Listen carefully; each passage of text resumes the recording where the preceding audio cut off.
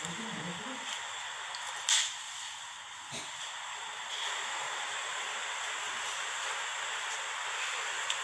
apa kabar semuanya? Assalamualaikum warahmatullahi wabarakatuh. Kita belum mulai, kita masih testing suara dulu. Tolong berikan informasinya apakah suara cukup jelas atau sebentar. Oke. Pencahayaannya bagaimana? Tolong diinformasikan. Karena sebentar lagi kita akan mulai. Tulisan di dada saya sudah kebaca, Pancasila selesai. Apakah kebaca cukup jelas? Suara tes sekali lagi. Oke,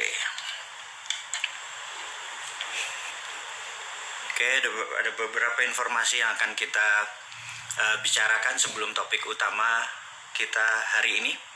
Selalu ada yang baru dari Bosman, itu seperti biasa. Jadi teman-teman, kita sudah 3 minggu nggak ketemu. Setelah habis halal bihalal kemarin, 3 minggu kita off, dan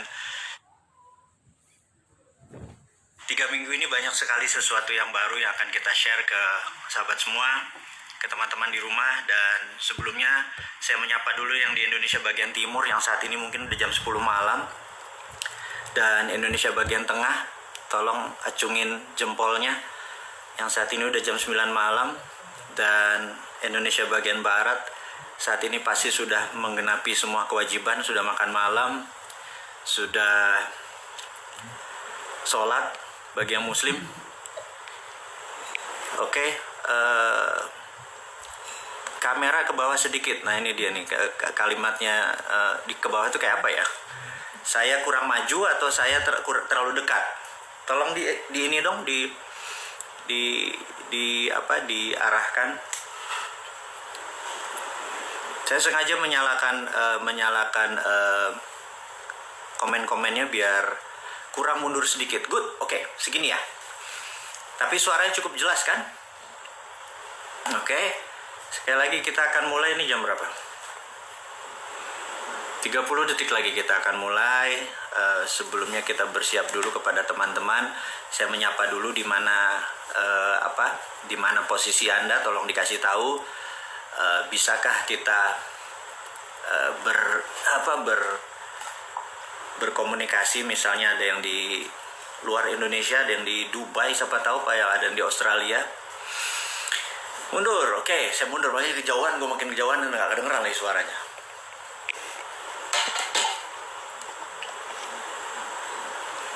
Oke, mudah-mudahan udah cukup jelas. Oke teman-teman, kita akan mulai segera dengan informasi biasa, pengumuman sebelum acara sambil menunggu teman-teman yang akan bergabung. Jadi nomor 1 adalah kita sudah menyiapkan program biasa seperti biasa, bahwa buku Road to Billionaire, lalu saya terangkan dulu ya. Road to Billionaire saat ini mungkin adalah produk kita yang high demand, permintaannya banyak, sehingga teman-teman yang mengurusi mungkin agak terlambat merespon. Saya mohon maaf atas nama teman-teman semua. Dan bagi Anda yang mau memesan, ke Mbak Prisna ya, di IG ini akan ada informasinya setelah ini. Juga mengenai buku Bisnis Tidak Seanjing Itu Kawan, ternyata cukup meledak kemarin. Bahwa bisnis itu memerlukan integritas, bisnis itu adalah hal yang mudah. Bisnis yang paling rumit adalah bisnis dengan manusia. Makanya jika Anda ingin sukses berbisnis adalah kurangi jumlah manusia. Karena bisnis itu, sekali lagi, bisnis itu simple, tapi manusia nggak ada yang simple. Dan manusia yang paling nggak simple adalah manusia yang tidak punya integritas, gitu ya. Jadi sengaja hari ini kita pakai Pancasila selesai, karena siapapun yang mau merubah Pancasila dengan sila pertama ketuhanan yang berbudaya, bagi saya mereka tidak berintegritas. Itu jelas pernyataan saya, dan saya menyatakan dengan sepenuh hati saya, dengan sepenuh kesadaran saya, apapun konsekuensinya, itu adalah pernyataan jujur dari seorang Bosman Sontoloyo ini yang menyatakan bahwa Pancasila sudah selesai. Bagi mereka yang mengacak-acak itu, saya menganggap tidak punya integritas, dan nawaitunya saya pertanyakan, benar untuk mencintai negara atau Anda ada niat-niat lain yang akan merugikan bangsa ini. Dan kita akan terus monitor, seluruh bangsa dan negara Indonesia akan terus memonitor langkah Anda. Kemudian terakhir adalah informasi mengenai Siokaya.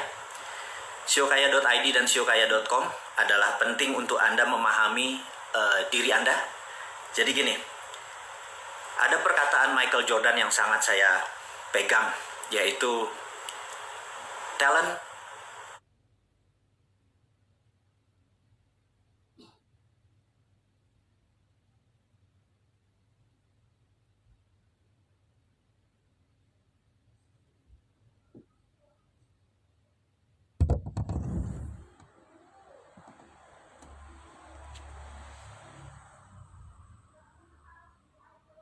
kita bisa menggunakan kekuatan bakat atau talent, tapi kalau untuk menang dalam sebuah kompetisi yang panjang atau championship, Anda memerlukan teamwork. Jadi, teamwork seperti apa yang Anda butuhkan? Kita tahu bahwa setiap kita punya strength dan weakness, dan tim adalah orang yang mengcover weakness Anda. Misalnya saya adalah orang yang sangat kreatif, saya adalah orang yang otaknya adalah selalu mencipta, kenikmatan saya adalah di dalam mencipta. Kelemahan saya adalah saya nggak pernah menyelesaikan apa yang saya mulai. Jadi I never finish what I start. Kalau saya mengerjakan sendiri. Tapi dengan adanya tim, jadi begitu saya memulai sesuatu, tim saya yang menyelesaikan pertengahan, dan akhirnya produk-produk itu atau karya-karya itu bisa selesai karena ada teamwork. Jadi saya membutuhkan orang yang sangat mengerti saya, yaitu mengerti idea-idea saya. Dan itulah membuat bisnis ini menjadi jalan karena saya tahu kelemahan saya, dan teman-teman yang menggenapi saya adalah yang menggenapi kelemahan saya. Ya, itu adalah jika Anda ingin mengetahui strength-nya Anda, semuanya gratis di Siokaya dan siokaya.id dan siokaya.com, semuanya gratis. Tapi hanya tidak detail, hanya Anda mengetahui bahwa karakter Anda adalah A gitu ya. Kalau Anda ingin lebih detail, ingin tahu lebih lengkap, ingin tahu lebih panjang dan lebih jelas, juga mitra seperti apa yang Anda butuhkan, ya tentunya berbayar. Jadi sekali lagi, itu terserah Anda. Yang penting kita menyiapkan seluruh sarana Anda untuk sukses, yaitu untuk know yourself, untuk mengetahui bakat Anda, dan dengan bakat sekali lagi Anda bisa win the game. Tapi untuk championship Anda memerlukan partner atau mitra yang menjadi pelengkap kelemahan Anda. Jadi sekali lagi, partner atau mitra adalah orang yang meng-cover weakness Anda. Jadi ke depan kalau Anda memerlukan siapa partner Anda yang paling cocok, masuk ke siokaya.com dan siokaya.id. Dan sekali lagi, Mbak Prisna adalah person in charge. Jadi dia adalah orang yang akan membantu sahabat semua untuk bertanya tentang semua hal ini. Jadi buku tentang bisnis tidak sanjing itu, kedua adalah tentang Road to Billionaire, dan terakhir adalah tentang Siokaya, semuanya ke Mbak Prisna. Dan semua informasi ini nanti akan ada di Instagram wall-nya kita. Oke, saya akan masuk informasi berikutnya. Jadi sekali lagi, saya bermaksud memberikan pengumuman sebelum acara ini adalah untuk menunggu teman-teman atau sahabat semua yang mungkin lagi bersiap-siap untuk menyaksikan, karena acara kita akan mulai sekitar 2-3 menit lagi setelah pengumuman yang saya akan ceritakan ini selesai. Yang terakhir adalah informasinya mengenai dinaran.id. Saya mengucapkan terima kasih kepada 92.000 saat ini member yang join di Dinaran sejak diluncurkannya 20 Mei 2020 pas Hari Kebangkitan Nasional. Dan saat itu, pada saat Anda mendaftar, Anda cuma bisa beli statusnya. Kemudian sahabat semua, ini informasi penting buat Anda bahwa mulai besok Anda bisa mentransfer ke rekening Anda. Kalau Anda punya di BCA, ya bisa transfer ke BCA. Anda punya Mandiri, bisa transfer ke Mandiri. Tetapi kami mohon maaf, kartunya masih belum keluar karena GPN itu adalah gerbang pembayaran nasional. Itu kita harus melalui seleksi yang sangat ketat dari Bank Indonesia. Jadi mohon bersabar sedikit bahwa semuanya on track, semuanya masih on track.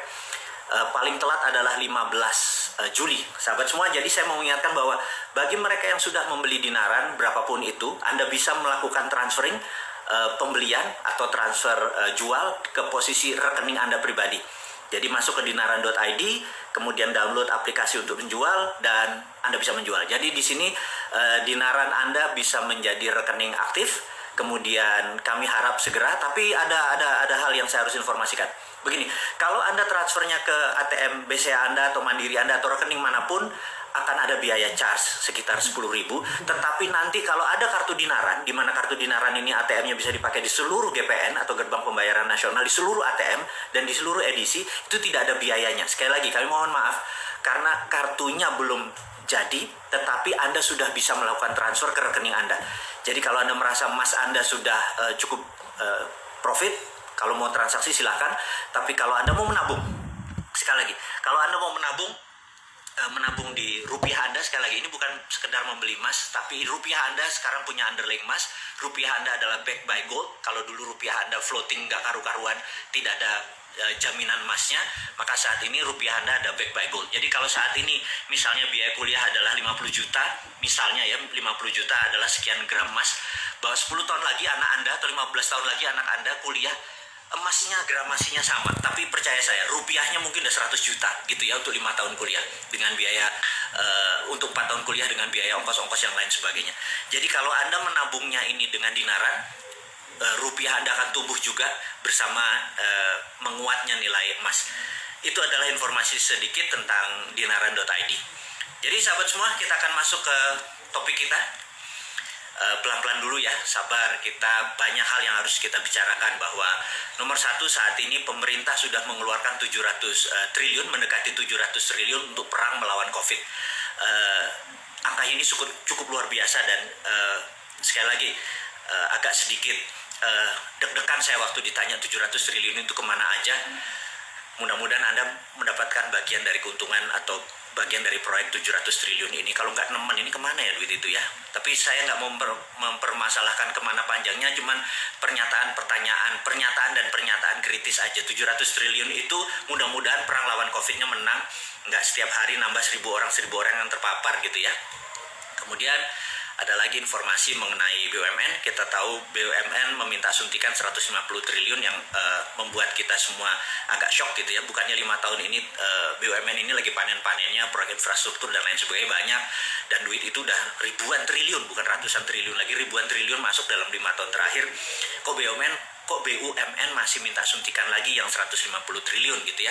Jadi saya merasa ada apa sih ngelola negara ini kok ribet bener gitu ya. Udah gitu kita yang UKM ini, usaha kecil dan menengah ini kayaknya nggak dapat bagian apa-apa gitu ya. Kenapa nggak 150 triliunnya itu untuk UKM gitu ya, untuk kita-kita ini, sehingga proyek-proyek kita yang saat ini karena COVID dan kita udah lepas PSBB dan kita ingin take off ini ada modal lah seenggaknya. Kemarin kan kita 3 bulan tuh kering gitu ya. 150 triliun kalau buat bantu UKM rasanya lebih cepat take off-nya daripada buat bantu BUMN. Tapi sekali lagi ada beberapa orang yang berpendapat bahwa BUMN itu kan punya negara gitu ya. Jadi harusnya bantu BUMN. Sahabat semua, saya cuma mau nanya aja, BUMN itu kalau dipegang swasta, percaya saya, dividennya bisa 4 kali lebih besar daripada dipegang oleh direksi-direksi BUMN yang saat ini memegang. Bukan karena dia tidak jago, tetapi karena BUMN itu setiap 5 tahunan kan ganti direksi, jadi ganti platform, ganti grand plan, desainnya diganti, terus apa-apa yang memulai dari nol itu nggak akan cepat gitu ya. Sementara kalau si sektor swasta kan semuanya go through atau terus aja gitu segala macam. Jadi BUMN di Indonesia ini kalau sekarang nilai, kalau nggak salah sekarang kalau di audit, di revitalisasi nilainya di audit itu sekitar 8.000 triliun. Dan saya mohon maaf kalau 8.000 triliun itu kan kira-kira 70 billion dolar gitu, benar nggak? Dan angka itu sebenarnya nggak luar biasa karena GE, General Electric di Amerika, perusahaan-perusahaan di Wall Street atau Alibaba dan lain sebagainya, itu asetnya bisa 10 kali dari BUMN, dan tidak menteri loh yang menjadi pemimpinnya. Swasta biasa saja gitu, tidak harus menteri, tidak harus ada yang bukain pintu, tidak harus disapa, tidak harus dihormati gitu ya, karena strukturnya birokrasi sekali. Dan keuntungan GE, keuntungan dari Alibaba, keuntungan dari Amazon, keuntungan dari Microsoft dengan nilai yang sama dengan BUMN itu nilainya bisa 4-5 kali lebih besar dari BUMN. Jadi kesalahannya di sini bukan pada BUMN-nya, kesalahan di sini ada manajemennya. Karena itu saya sangat mengusulkan dari dulu adalah BUMN yang jangan dibawa ke kementerian, dibawa ke bisnis seperti biasa saja. Jadi tidak ada golden boy, tidak harus dimanja, tidak minta 150 triliun, tidak minta uang dari APBN, tidak minta uang dari pajak rakyat, kita dipecuti, kita dipajaki, baru bergerak sedikit kena pajak, sekarang online mau kena pajak gitu ya. Terus yang di atas cuma minta duit gitu ya. Saya merasa kita tidak diperhatikan. UKM ini UKM ya, sekali lagi buktinya kalau kita bergerak susah banget, tetapi kalau yang di atas tuh kalau minta duit kayaknya asik banget gitu ya. Dan kita tahu berikutnya itu tentang curhat sedikit tentang BUMN hanya untuk pernyataan-pernyataan kritis. Tapi begini sahabat semua, saya cuma mau mengingatkan bahwa saya dididik dengan alat Jawa, jadi saya mohon maaf kalau banyak sekali terminologi saya menggunakan istilah Jawa, terus pelajaran-pelajaran saya menggunakan pelajaran Jawa, karena mungkin akar budaya saya memang Jawa, jadi sekedar mengingatkan aja. Jadi kalau di kampung saya dulu, mbah saya atau ayah saya yang bukan orang berkedudukan selalu mengingatkan, kalau kamu berbuat baik jangan harap pujian, karena wayai ngono gitu ya, ngerti ya. Kalau Anda berbuat baik jangan harap kok aku berbuat baik nggak dapat pujian gitu. Semua orang itu harus berbuat baik, dan berbuat baik jangan harap pujian, karena wayai ngono, harusnya memang begitu. Tapi kalau berbuat buruk atau ada orang yang berbuat buruk, Anda harus kamplengi, diingatkan, dan selalu habis ngamplengi harus nyangoni. Ini harus diingat ya, jangan sekedar ngamplengi doang, kamu salah terus nggak nyangoni gitu ya. Anak kita salah misalnya, kamu salah nak, ini yang benar, jadi abis ngamplengi nyangoni gitu ya. Jangan kayak kritikus di seberang sana gitu, apalagi hater cuman mengkritik doang nggak kasih nyangoni. Jadi bosman penipu, udah sebatas itu gitu ya, nggak nyangoni. Yang benar tuh kamu nggak nipu gini gitu, nggak ada tuh. Itu terlihat makomnya memang bukan makom orang manusia normal gitu, makomnya memang di bawah. Jadi manusia normal itu kalau benar tidak harap pujian, karena wayai ngono. Kalau salah kita terima di kamplengi atau kita ngamplengi, kewajiban kita, tapi kita harus nyangoni atau memberikan nasihat atau solusinya. Jadi kalau kita ngamplengi pemerintah, BUMN ini begini loh, ngamplengi, tapi terus kita nyangoni. Cara nyangoninya lepas BUMN keluar dari perusahaan BUMN keluar dari kementerian, sehingga BUMN menjadi perusahaan biasa seperti Temasek atau Kasana, sehingga dia adalah big corporation. Jadi lebih lincah, nggak pakai APBN, nggak harus diintervensi sama pemerintah atau pejabat atau koruptor di gedung pura-pura. Saya juga heran kenapa DPR pusat itu gedungnya pura-pura ya, gerakannya jadi males gitu ya. Oke, ini gosip lagi. Baik. Kemudian saat ini dana kas negara sangat tipis, karena kemarin waktu harusnya pajak didapat di bulan Maret digeser dan lain sebagainya. Negara dalam keadaan berat, kita harus tolong. Sekali lagi, negara dalam keadaan berat. Pak Jokowi yang hari ini ulang tahun juga pasti lagi gemeteran, karena beliau juga tidak mudah mengelola negara ini. Karena banyak sekali intrik-intrik ya, seperti ada sekelompok orang yang ingin menggantikan istilah Pancasila menjadi satu sila. Saya nggak ngerti kenapa Pancasila itu adalah darlingnya dunia. Pancasila itu hanya dimiliki bangsa besar. Bayangin, 5 hal besar Pancasila tuh gabungkan.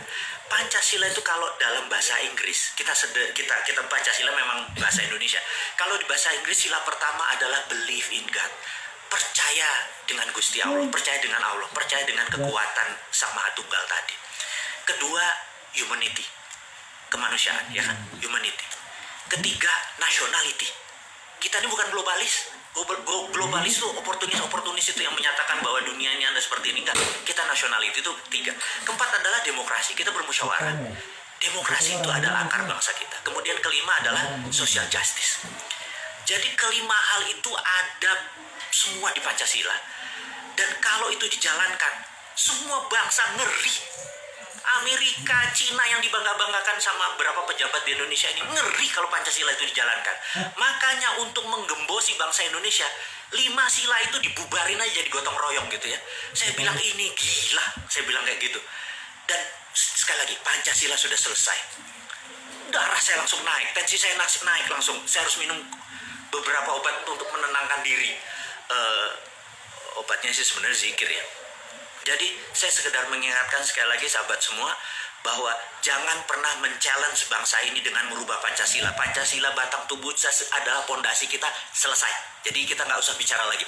Apapun Anda bicara Pancasila, mau itu dibilang kebinekaan kayak apa segala macam, stop. Jangan bicara Pancasila. Pancasila udah selesai. Pancasila tinggal dipraktekkan. Sekali lagi saya ingatkan, Dunia ini ngeri kalau Pancasila itu dipakai. Mulai dari sila pertama sampai sila terakhir. Kalau dipakai secara rinci, nasionalismenya, kemanusiaannya, belief in God, percaya pada Allah, kemudian demokrasinya dan social justice, di mana keadilan sosial bagi seluruh rakyat Indonesia dan dunia dipegang oleh Indonesia, Indonesia akan menjadi negara yang besar. Jadi sekali lagi, banyak negara yang ngeri dengan Pancasila, terbaik adalah ideologi tersebut dihilangkan. Tapi sekali lagi, saya secara aku pribadi, saya di garda terdepan untuk mempertahankan Pancasila dengan satu kalimat, stop bicara Pancasila. Apapun itu, entah nanti dia ganti nama, kalau RUU HIP nanti diganti nama, itu akal-akalan aja. Kita harus mengingatkan negara, selesai. Mengingatkan pemerintah, selesai. Mengingatkan DPR, selesai, gitu ya. Kita nggak bicara lagi tentang Pancasila. Pancasila sudah selesai, gitu. Nah, kemudian sahabat semua, siapa di sini dari semua sahabat saya yang ingin Indonesia seperti Dubai? Anda tahu, Anda boleh cek sekarang di YouTube, lihat Dubai 40 tahun yang lalu. Dia cuman gurun rata gitu ya. Kemudian kenapa Dubai saat ini bisa segitu besar dalam 40 tahun? Anda gampang deh, Anda di YouTube kan pada saat ini kita lagi banyak waktu cukup untuk melihat YouTube. Lihat deh rumah-rumah di YouTube, rumah-rumah di Dubai, rumah-rumah mewah yang ada di di wilayah Dubai tadi. Dan itu terjadi kurang dari 40 tahun.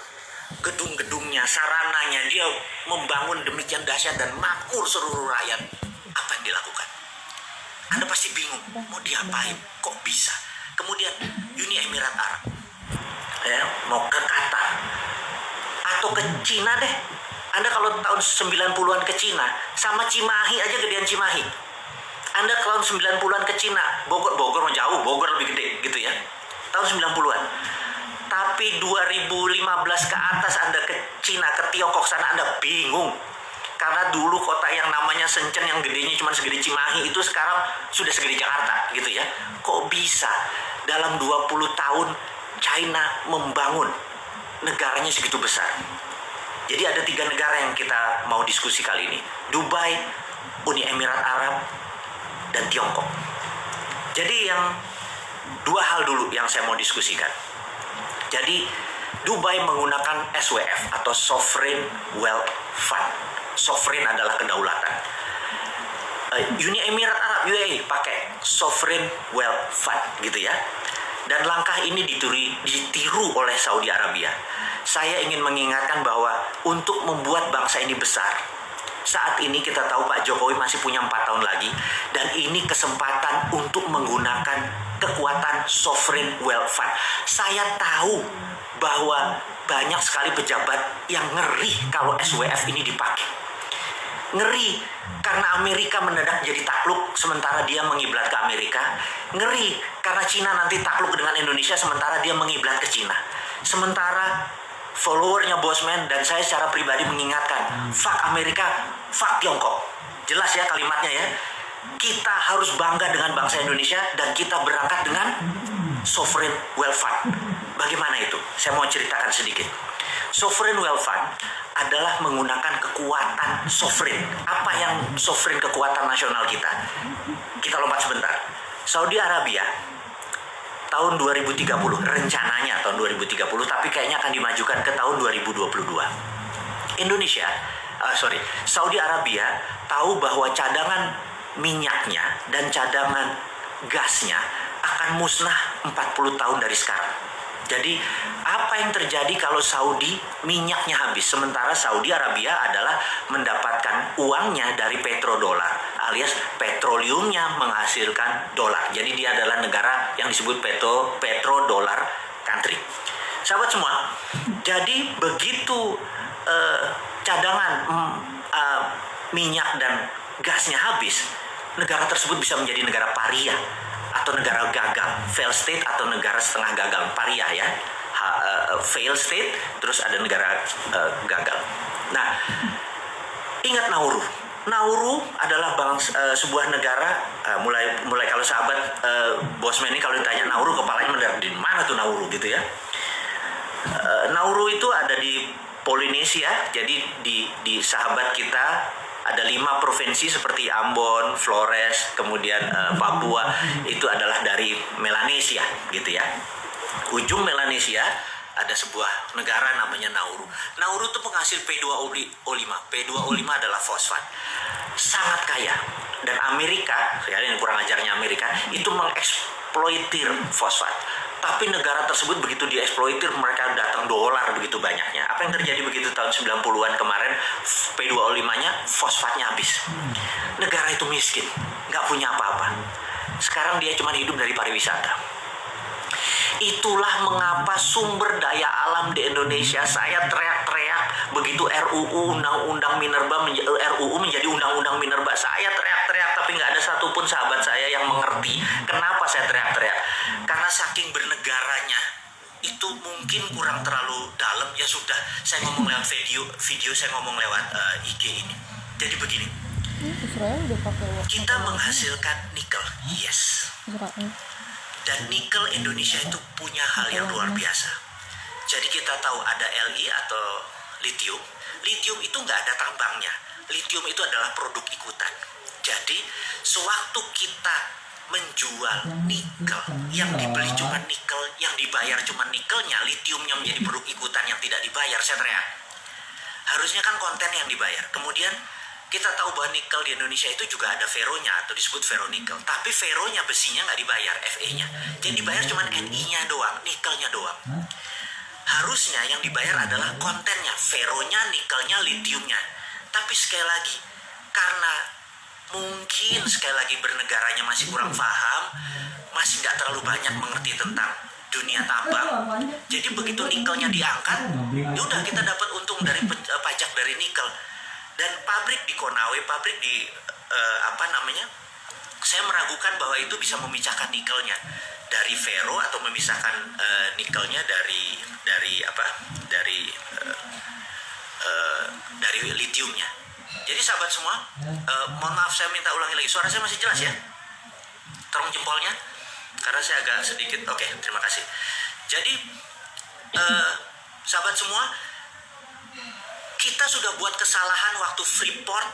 Ya mungkin ini senior-senior kita, bapak-bapak kita yang usianya sekarang udah 80-70 tahun buat kesalahan, yaitu Freeport yang dibayar cuma kopernya saja. Padahal koper konsentrat tadi kalau dimasukkan smelter ada goldnya, ada platinumnya, ada uraniumnya, dan itu kita tidak ada untungnya karena yang dibayar cuma koper konsentrat. Saya pikir udahlah, kegoblokan ini jangan diulang lagi. Sekarang nikelnya, feronya nggak dibayar, lithiumnya nggak dibayar. Saya bukan anti pemerintah, saya cuman perbuatan yang merugikan bangsa dan negara, saya cuma mau bunyi. Jadi ke depan, feronya harus dibayar juga, lithiumnya harus dibayar juga. Jadi waktu pabrik dibangun itu, saya minta, itu kan pabrik nikel. Apakah nikel doang yang dikirim? Enggak. Lithiumnya keangkut, nggak dibayar gitu ya. Jadi sekali lagi, itu adalah sovereign kita atau natural resources, aset kita yang kebuang. Itu padahal kalau saya berhentikan itu, tidak usah nambang, mendingan jadi SWF. Nah, saya harus menerangkan SWF ini sekali lagi ya. Mohon sabar di dalam berbicara dengan Bosman ini karena suka lompat-lompat, demi pelajarannya dapat. Karena saya tahu teman-teman atau sahabat semua kadang-kadang buku kurang sempat dibaca, pelajarannya sudah cukup sibuk dengan ngurusi kehidupan. Biar saya aja deh yang baca, saya terjemahkan dengan bahasa sederhana, bahasa populis. Kembali lagi, jadi Saudi nggak mau seperti Nauru.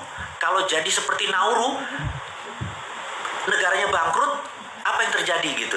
Jadi Saudi akan merubah dari negara petrodolar di tahun 2022, katanya 2030 dia akan menerbitkan SWF, Sovereign Wealth Fund. Aramco akan menerbitkan Sovereign Wealth Fund. Nilainya adalah 2.000 billion atau 2 triliun dolar. Itu banyaknya minta ampun gitu ya. Nah, dia akan majukan, dia ambil, jadi misalnya gini, ini contoh aja. Cadangan dia nilainya 5.000 gitu ya, triliun, yang 2.000 diambil duluan. Untuk apa diambil duluan? Dia akan membuat Saudi menjadi negara yang disebut service country, negara jasa. Negara jasa itu seperti apa? Negara jasa itu adalah negara yang melayani sektor non-fisik. Jadi jasa keuangan, jasa pariwisata, jasa. Dan property country. Jadi dia akan membangun properti karena dia tahu minyak mungkin hanya 40 tahun lagi. Tetapi yang namanya tamu Allah sampai akhir zaman masih ada.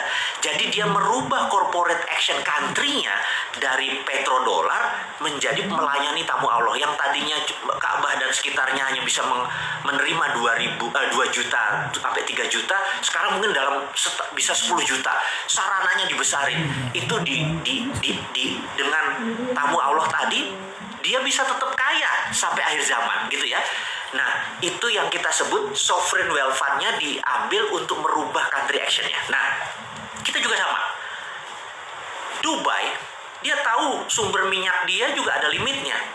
Kalau digali, modal 10, jual 20, untung 10, itu surplus. Kemudian dia membangun Dubai, nggak kelar dalam 40 tahun. Apa yang dilakukan? Sama, dia terbitin SWF juga, gitu ya, diterbitin SWF juga, sovereign wealth fund. Dia forward, diambil lah. Di tahun 90-an diambil ke depan. Itulah yang dia buat bangun Dubai menjadi hub dari Timur Tengah. Jadi hub. Jadi kalau kita mau ke Italia, kita mendarat dulu di Dubai. Kita mau ke Amsterdam, diarahkan mendarat di Dubai. Dia menjadi hub country gitu ya. Secara financial, keuangan di sana dibangun oleh pemerintah Dubai. Secara sarana disiapkan, dan itu semua diambil forward. Nah, sekarang Indonesia bagaimana? Katakanlah kita punya nikel kita diaudit, nikel 1 Indonesia diaudit. Katakanlah nikel kita ternyata semuanya itu adalah 5 triliun dolar atau 5.000 billion ternyata gitu ya, ternyata 5.000 billion. Kita ambil 2.000 billion. 2.000 billion itu 10 kali APBN nasional. Lebih kali ya. 15 kali APBN nasional. Jadi kayak APBN Indonesia ini yang memeras pajak keringat rakyat ini, tanpa rakyat bayar pajak diambil semua. Berarti kita dapat duit 15 kali dari APBN. Bayangin ya, di forward. Tapi 20% cadangan nikel kita diterbitkan yang namanya sovereign wealth fund. Siapa yang beli? Gitu ya, siapa yang beli? Misalnya Singapura mungkin beli nggak? Mungkin. Singapura gimana belinya? Karena kan dia nggak punya natural resources. Negara Singapura tidak punya natural resources, sumber daya alam. Jadi dengan membeli sovereign wealth fund Indonesia, dia memiliki sovereign wealth fund juga. Sovereign wealth, bukan fund ya. Sovereign wealth, dia mempunyai kekayaan nasional. Jadi yang tadi, nikel tadi diambil sama dia. Kita mendapat uang dari Singapura tadi, di forward kita membangun. Jadi kalau bisa cadangan nasional kita nih jangan digali buat anak cucu kita. Karena kalau sekarang digali ya cuman untung dari jadi komoditi, bukan jadi aset. Sekali lagi ini nanti saya berikan, komoditi itu jadi dagang, jadi market. Tapi kalau menjadi aset itu nilainya jadi lebih besar. Oke, saya lanjutkan ya. Lalu Singapura memiliki sovereign wealth tadi. Untuk apa Singapura? Untuk printing money Singapura dolarnya gitu ya. Oke, sebagai contoh lagi. Jadi bisa nggak SWF kita ini dibeli Bank Indonesia dengan printing money? Bisa. Jadi kita katakanlah perlu 11.000 triliun yang sekarang ada di tangannya pemimpin kita ini. Printing money aja di Bank Indonesia dengan SWF-nya tadi dibeli oleh Bank Indonesia, printing money aja. Jadi money-nya ada underlay-nya. Kita bicara masih nikel ya. Sementara kita punya palladium, kita punya osmium, kita punya tantalum, kita punya platinum, kita punya uranium, kita punya segalanya. Mungkin ada 130 unsur di tabel periodik dulu yang kita waktu SMA diajarin hari libur. Nanti kita rebus kubis Prancis HLI. Anda ingat ya?